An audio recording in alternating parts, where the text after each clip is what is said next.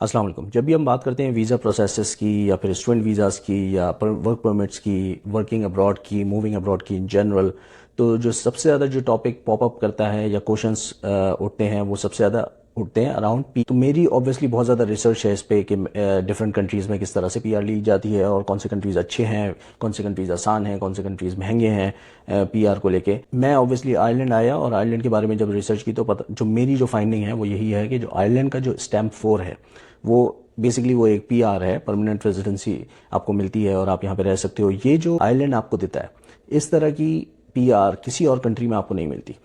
उसका जो सबसे बड़ा रीज़न है वो ये है कि ये सिर्फ आपको 2 साल यहाँ पे रहने के बाद मिल जाती है, स्पेशली अगर आप क्रिटिकल स्किल्स के परमिट पे आओ।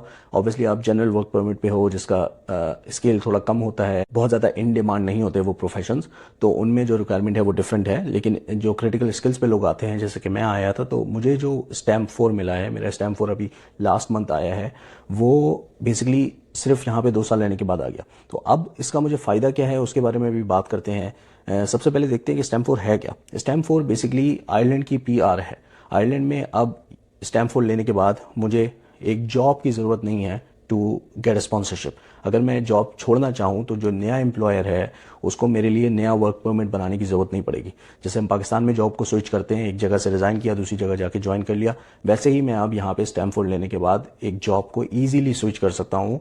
वर्सेज अगर मैं 2 साल के अंदर अंदर जॉब को चेंज करता तो मुझे ऐसा एम्प्लॉयर चाहिए था जो मुझे नया वर्क परमिट बना के देता, जो कि ऑब्वियसली आजकल कम होता है और ऐसे एम्प्लॉयर्स कम मिलते हैं जिनके पास कोटा हो और उनके पास रिक्वायरमेंट हो, जस्टिफाई करने की एक्सप्लेनेशन हो कि वो एक नए एम्प्लॉय को नया क्रिटिकल स्किल्स का वर्क परमिट दे रहे हैं, तो वो थोड़ा मुश्किल हो जाता है। लेकिन जैसे ही आपके पास स्टैम्प 4 हो जाता है तो आपके जो सिचुएशन है वो बिल्कुल बदल जाती है। आयरलैंड का जो स्टैम्प 4 है वो अलाउ करता है फॉरेन नेशनल्स को यहाँ पे काम करने के लिए, यहाँ पे रहने के लिए, यहाँ पे बिजनेस करने के लिए, इन्वेस्ट करने के लिए और यहाँ की जो पब्लिक सर्विसेज हैं उनको अवेल करने के लिए। और ये सब करने के लिए आपको एम्प्लॉयमेंट परमिट की ज़रूरत नहीं है एज लॉन्ग एज आपके पास स्टैम्प 4 है। तो जितने भी नॉन ईयू लोग, स्पेशली हमारे एशियंस जो हैं, हम लोग पाकिस्तान इंडिया से आए हुए लोग जब यहाँ पे मूव करते हैं आयरलैंड, तो जो हमारा अल्टीमेट गोल होता है वो होता है स्टैम्प 4। ऑब्वियसली पासपोर्ट है, नेशनैलिटी है, लेकिन वो एक लॉन्ग टर्म गोल, जो पहला गोल होता है वो होता है स्टैम्प 4। किसी तरह से स्टैम्प 4 ले ली जाए ताकि हम एम्प्लॉयमेंट परमिट की रिक्वायरमेंट से हट जाएं और हमें आज़ादी हो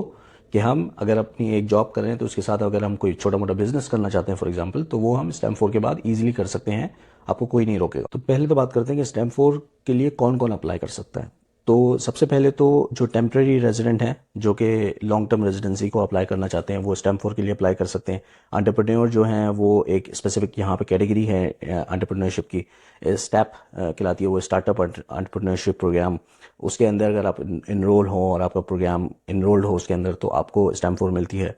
उसके बाद जो इन्वेस्टर्स होते हैं जो कि इमिग्रेंट इन्वेस्टमेंट प्रोग्राम के थ्रू यहाँ पे आते हैं, उनको स्टैम्प 4 मिलती है। और ऐसे फॉरेन नेशनल जिनके स्पाउस जो होते हैं वो आयरिश होते हैं, स्पाउस या पार्टनर्स अगर उनके आयरिश हैं तो उनको यहाँ पे स्टैम्प 4 मिलती है। कुछ खास कैटेगरीज के रेफ्यूजीज हैं, उनको भी स्टैम्प 4 मिल, केसेस में रेफ्यूजीज के फैमिली मेंबर्स को भी स्टैम्प 4 मिलती है। और उसके बाद अगर आयरिश सिटीजन आप बन जाओ तो आपके जो पेरेंट्स हैं वो स्टैम्प 4 के लिए इवेंचुअली अप्लाई कर सकते हैं। और उसके बाद अगर आपके पास वर्क परमिट्स हैं, अगर आप जॉब कर रहे हो तो आपके पास अगर क्रिटिकल स्किल्स का वर्क परमिट है 2 साल के लिए, लास्ट 2 ईयर्स के लिए, तो आप स्टैम्प 4 के लिए एलिजिबल हो जाओगे। अगर आपके पास जनरल वर्क परमिट है तो 5 साल के बाद आप स्टैम्प 4 के लिए एलिजिबल हो।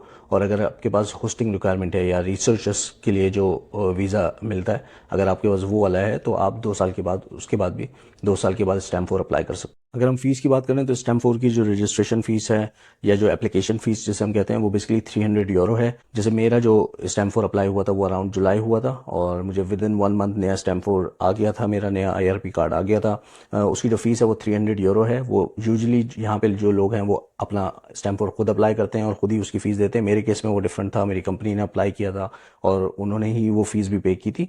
अपनी वाइफ का जो IRP रिन्यूअल था वो मैंने खुद कराया था। वाइफ के पास स्टैम्प 4 नहीं आता, उनके पास वही स्पाउस वीज़ा होता है जिसे 1G वीज़ा कहते हैं, तो उनका वही रिन्यू हुआ था और उसकी फ़ीस मैंने दी थी। लेकिन जो मेरा स्टैम्प 4 है, क्योंकि मैं एम्प्लॉय हूँ एक कंपनी का, तो उस कंपनी ने उस कॉस्ट को बेयर किया था मेरे लिए, जो कि 300 यूरो है। वो आई थिंक वो सब कैटेगरीज में 300 यूरो ही है। इन टर्म्स ऑफ डॉक्यूमेंटेशन कोई खास डॉक्यूमेंटेशन नहीं चाहिए होती। अगर आप PR प्रोसेस की बात करें तो आयरलैंड का PR प्रोसेस आई थिंक सबसे ज़्यादा आसान है, क्योंकि इसमें वही आपका वैलिड पासपोर्ट, आपकी जॉब का जो कॉन्ट्रैक्ट है, आपकी पे स्लिप्स, आपके बैंक स्टेटमेंट, यही मेन डॉक्यूमेंट्स जो होते हैं, जो जनरल डॉक्यूमेंट्स होते हैं, वही आपके लगते हैं।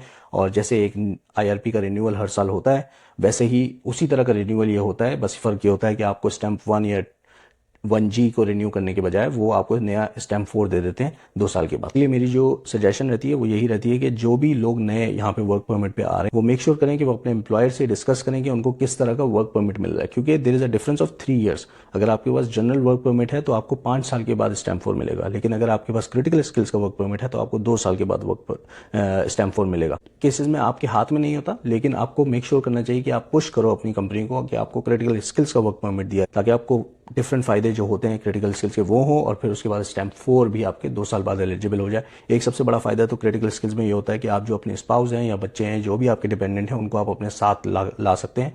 जनरल वर्क परमिट में ऐसा नहीं होता, आप पहले खुद आते हो और फिर उनको आप बेसिकली एक रीयूनियन, फैमिली रीयूनियन का वीज़ा होता है, उसके थ्रू आप उनको अपने पास बाद में बुलाते हो।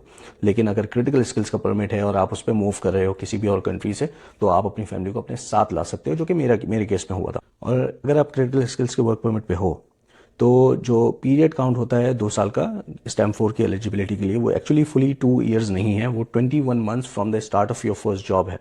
तो मेरे केस में जैसे मैं सितंबर में यहाँ आया, सितंबर 2022 में, लेकिन जो मेरा आईआरपी का रिन्यूअल या एप्लीकेशन सबमिट हुई, वो सबमिट हुई जुलाई में, which is less than 2 years. तो मेरे पास आईआरपी ऑलरेडी आ गया था जुलाई के एंड में, अगस्त में।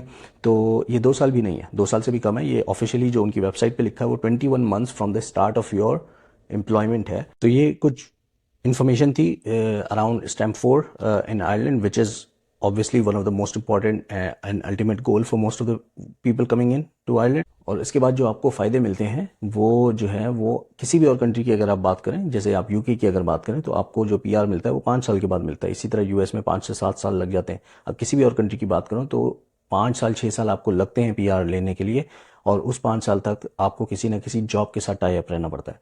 यहाँ पे आयरलैंड में जो सबसे बड़ा फ़ायदा मुझे नज़र आया वो यही कि 2 साल के बाद मैं अब किसी भी और जॉब को चेंज कर सकता हूँ, स्विच कर सकता हूँ, without needing a new employment permit, जिसकी वजह से जॉब अपॉर्चुनिटीज़ आपके लिए बढ़ जाती हैं, और दूसरा जो आपका जो प्रोसेस है वो बड़ा सिंपल हो जाता है अगर आपने जॉब को चेंज करना है। और दूसरे केस में अगर आपने कोई बिजनेस करना है या आपने कोई अपना नया प्रोजेक्ट लॉन्च करना है, स्टार्टअप लॉन्च करना है, तो आप वो ईजिली कर सकते हो, आपको यहाँ पे कोई नहीं रोकेगा। अगर आपको कोई क्वेश्चन हो अराउंड स्टैम्प 4 या परमानेंट रेजिडेंसी इन आयरलैंड, तो आप मुझे कमेंट सेक्शन में पूछ लीजिएगा। बाकी जो स्टैम्प्स हैं आयरलैंड में, जैसे जब स्टूडेंट्स आते हैं तो वो किसी और स्टैम्प पे आते हैं, उसके बाद वो मूव करते हैं 1 पे और इवेंचुअली 4 पे। तो जो पाथवेज हैं वो डिफरेंट हैं। मैंने ऑब्वियसली आपको जो बात इस वीडियो में कही है वो क्रिटिकल स्किल्स परमिट से रिलेटेड है, जो कि मेरा अपना केस था। लेकिन जो लोग स्टूडेंट वीज़ा पे आते हैं उनका पाथवे टोटली डिफरेंट होता है, और उनको 5 से 7 साल लगते हैं स्टैम्प 4 तक पहुंचने के लिए। तो उन पे हम बात करते रहेंगे अगली वीडियोज़ में। Thank you for watching. अस्सलाम वालेकुम।